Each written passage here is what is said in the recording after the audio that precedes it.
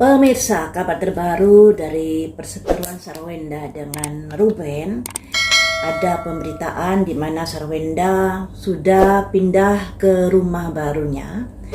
Dan rumah tersebut lebih kecil daripada rumah yang menjadi sengketa saat ini. Dan sebenarnya itu sangat bagus loh ya, karena hidup itu tentram, damai itu tidak bisa dinilai dengan harta benda. Dan dalam hal gugatan hak asuh anak, ketika Sarwenda masih menempati rumah yang lama itu, di mana rumah yang lama itu ada potensi untuk dilelang oleh pihak bank, tentunya posisi Sarwenda terkait hak asuh anak juga akan sangat-sangat riskan, sebab untuk bisa mendapatkan hak asuh anak tentunya harus ada di mana tempat tinggal, terus pekerjaan, fasilitas dan lain sebagainya, itu juga akan dinilai oleh pihak pengadilan. Dan saya sangat setuju sekali ketika Sarwenda pada akhirnya memutuskan untuk keluar dari rumah yang sudah jadi sengketa tersebut. Sehingga posisi dia dalam gugatan hak asuh anak bisa dibilang lebih kuat daripada sebelumnya.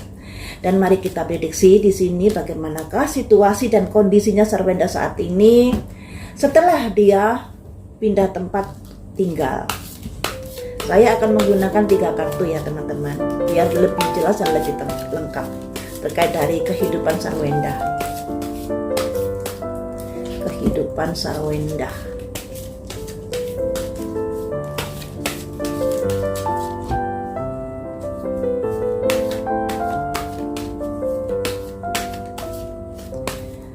Bagaimanakah perasaan Sarwenda setelah dia menempati rumah baru yang tentunya masalah fasilitasnya, terus besarnya dan lain sebagainya masih kalah jauh dengan rumah yang menjadi sengketa saat ini. Bagaimana perasaan Sarwenda? Abundance ya, materi. Vigilance, kemudian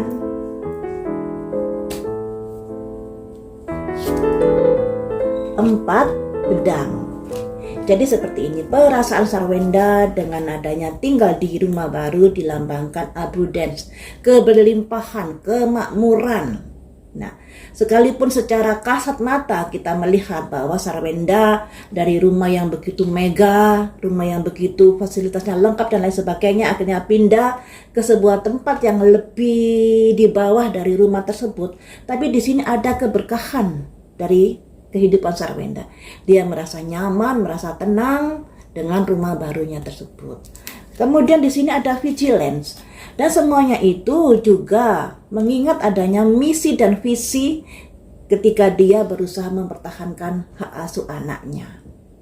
Nah, makanya tadi kan saya bilang, dengan adanya rumah yang baru, di mana rumah yang baru itu dia bisa membuat kehidupan lebih nyaman karena tidak khawatir disita dan lain sebagainya ya toh. Nah, disinilah nanti akan nilai plus pada yang mulia hakim terkait gugatan hak asuh anak. Kemudian di sini ada simbol 4 pedang. 4 pedang ini di atas sebuah kepala, di atas kepala orang meditasi. Orang meditasi ini ibaratnya orang merenung ke dalam. Pedang 4 ini pedang dari perselisihan antara dia dengan Ruben.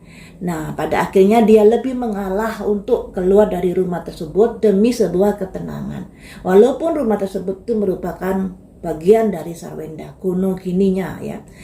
Teman-teman, dalam hal perceraian ya, kan saat ini ada yang nyalakan Ruben, ada yang nyalakan Sarwenda dan lain sebagainya. Perceraian itu kesalahan dua belah pihak. Kita tidak bisa menyalahkan salah satunya, baik Sarwenda maupun Ruben. Demikian juga ketika proses pembangunan rumah yang mega tersebut. Nah, tentunya apapun hasil dari sebuah aset ya, hasil aset dalam sebuah rumah tangga ketika sudah melangsungkan pernikahan itu masuk dalam harta gono gini. Apapun bentuknya, apapun caranya dalam membangun tersebut tetap merupakan harta gono gini. Jadi memang Sarwenda masih memiliki hak di rumah tersebut. Tapi apa boleh buat dipertahankan ya, ketika hidupnya tidak tenang, ketika tinggal di rumah tersebut, karena ada potensi sengketa sebab rumah tersebut juga sudah dijaminkan di bank. Sewaktu-waktu bisa dilelang dan lain sebagainya ketika kreditnya sudah nunggak. Nah, makanya di sini sangat tepat buat Sarwenda untuk pindah rumah, karena di situ dia bisa bekerja tenang-tenang, terus tidak pusing ketika ada sengketa terkait rumah dan lain sebagainya, karena dia sudah memiliki tempat tinggal yang nyaman, yang aman juga untuk tumbuh kembang anaknya. Ya, ini. Kemudian, bagaimanakah perasaan Ruben ketika mengetahui Sarwenda pindah ke rumah yang barunya? Dan di sini juga sudah beredar di media massa terkait dari pernyataan pengacara Ruben yang begini yang begitu, dan tetap menyalahkan Sarwenda kenapa tidak ngabari Ruben kalau pindah dan lain sebagainya. Ya, serba salah untuk Sarwenda ini ya. Ruben tinggal telepon aja kok kalau ada kabar-kabar Sarwenda pindah, tinggal telepon, alamatnya di mana dan lain sebagainya, kan gampang sebenarnya, tidak usah dipersulit yang macam-macam. Bagaimanakah perasaan Ruben ketika melihat Sarwenda sudah pindah rumah? Destiny, nasib.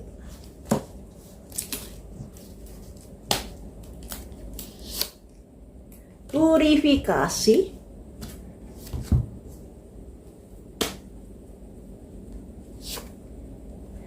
Kecewa. Ada simbol 3 pedang kecewa. Jadi begini ya. Destiny, ibaratnya ya nasibnya, dan harus pindah dari rumah tersebut ya mungkin sudah nasibnya, karena bagaimanapun rumah itu pada akhirnya juga akan bisa dilelang oleh pihak bank dan lain sebagainya ya toh.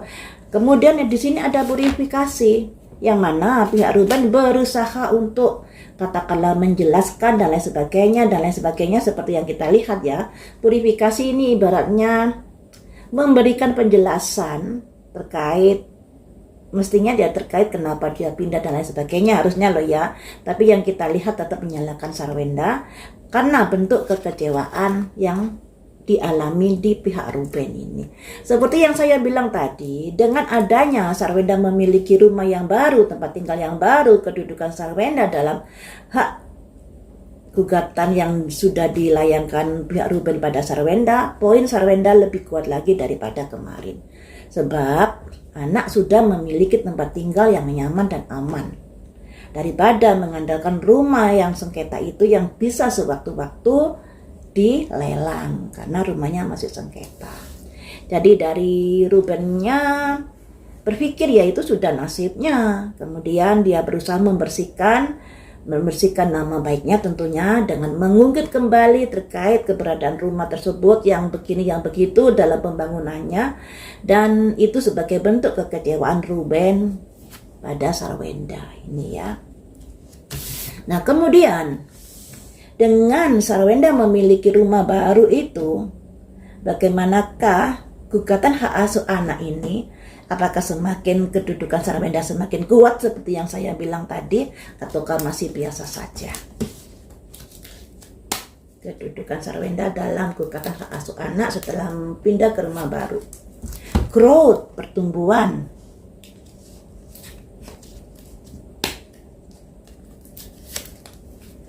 Volatility, gunung meletus. 6 pedang. Jadi begini, dengan adanya Sarwenda di rumah barunya tersebut ada pertumbuhan ini yang bisa dibilang ketenangannya bisa lebih baik, kesabarannya bisa lebih baik dan lain sebagainya. Namun kekecewaan masih ada, volatility, kesabaran. Jadi kenapa dia sampai pindah ke rumah yang baru itu? Karena kesabarannya sudah habis di ujung batas. Nah, simbol dari gunung meletus ini. Gunung meletus kan nggak ujuk-ujuk meletus ya teman-teman. Seperti yang saya artikan tadi, jadi Sarwenda ini sudah memendam kekecewaan, kemarahan itu sudah lama, yang pada akhirnya dia meluapkan rasa kekecewaan itu dan rasa marahnya itu. Akhirnya pindah ke rumah baru itu demi apa? Demi 6 pedang. 6 pedang ini demi kehidupan yang nyaman, terhindar dari diungkit-ungkit dan lain sebagainya. Demi seperti itu. Jadi demi ketenangan dan demi kehidupan yang lebih baik tentunya, ya kan. Kemudian ini tadi masih belum terjawab apakah posisi Sarwenda akan lebih bagus lagi di persidangan. Perfection, pemikiran. Sanctuary, perlindungan. 2 koin 2 jam. Jadi perfection ini pemikiran-pemikiran. Jadi pemikiran yang mulia hakim itu akan mempertimbangkan karena anak-anaknya sudah memiliki rumah yang nyaman, rumah yang tidak dijadikan sengketa dan lain sebagainya, dan itu akan jadi proses pertimbangan saat persidangan nanti. Ada 2 jam, 2 koin. Angka 2 itu angka pertimbangan ya teman-teman.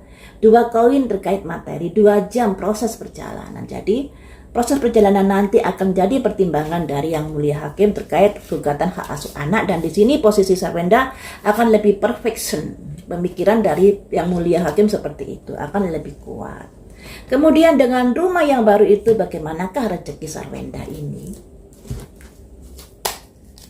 Rezeki Sarwenda kan sangat naik ketika bercerai dengan Ruben, dan dia kerjanya kan nge-live-nya di rumah yang jadi sengketa tersebut. Nah, apakah dengan pindah rumah itu hoki Sarwenda masih sekuat dulu? Hoki Sarwenda ya. Grief, ada duka cita, ada penurunan. Selanjutnya radiance, hari esok lebih baik.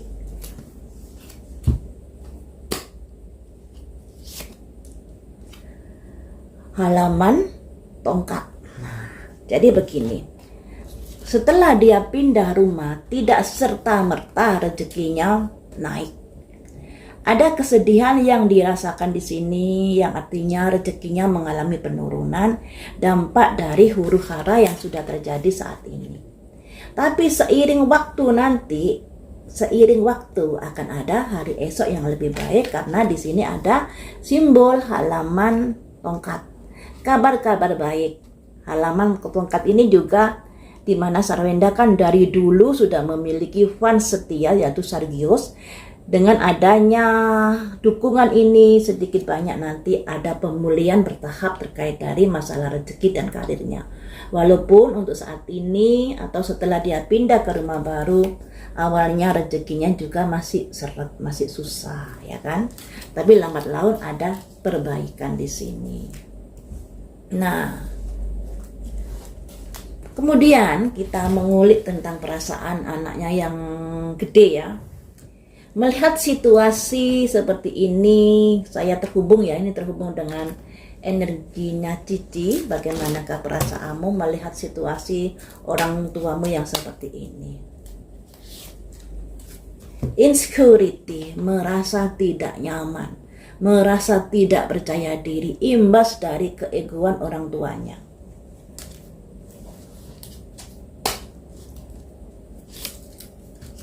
Harapannya ada perdamaian di antara kedua orang tuanya. Harapannya seperti itu.